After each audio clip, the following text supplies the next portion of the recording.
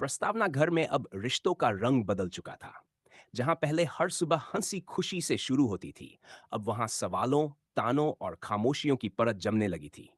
भाभी की जिम्मेदारियां दिन ब दिन बढ़ रही थी और इसी बीच एक नया मोड़ आने वाला था जिसने पूरे परिवार की नींव हिला दी।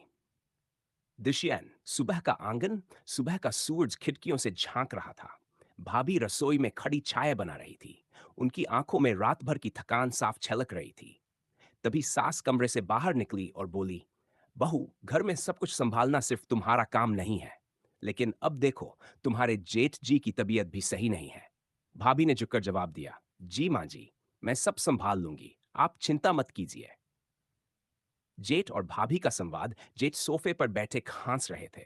भाभी उनके पास गई और पानी का गिलास थमाते हुए बोली, आपको दवा समय पर लेनी चाहिए। डॉक्टर ने कहा है कि आराम करना जरूरी है।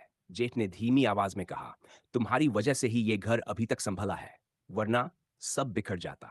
उनकी आंखों में भाभी के लिए सम्मान के साथ एक अजीब सा अपनापन भी था। भाभी ने नजरें झुका ली, लेकिन मन कहीं और डूब गया। घर में नया मेहमान कुछ दिनों बाद शहर से देवर की दोस्त निखिल घर आया।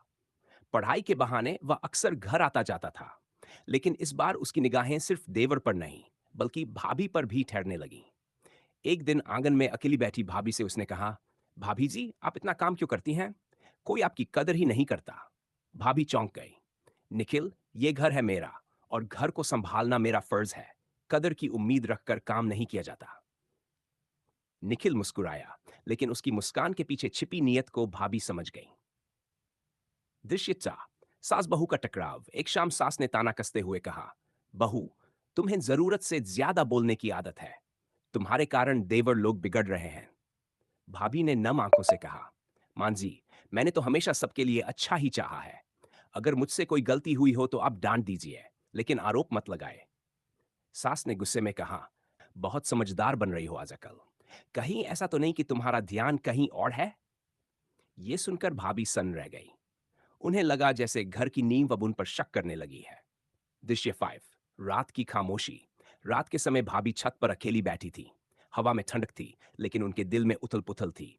जेठ का विश्वास, निखिल की नीयत, सास का शक, सब मिलकर उन्हें अंदर से तोड़ रहे थे। तभी देवर आया और बोला, भाभी, आप परेशान क्यों हैं? भाभी ने आंसू पोंछते हुए कहा, कुछ नहीं, बस थकान है। देवर ने उनकी आंखों में देखा और समझ गया कि मामला सिर्फ थकान का नहीं है। दृश्य 6। बड़ा मोड़। अगले दिन घर में अचानक पुलिस आ गई। वजह थी निखिल पर लगे एक धोखाधड़ी के आरोप। पुलिस ने बताया कि वह गलत कामों में शामिल है। सारा परिवार हैरान था।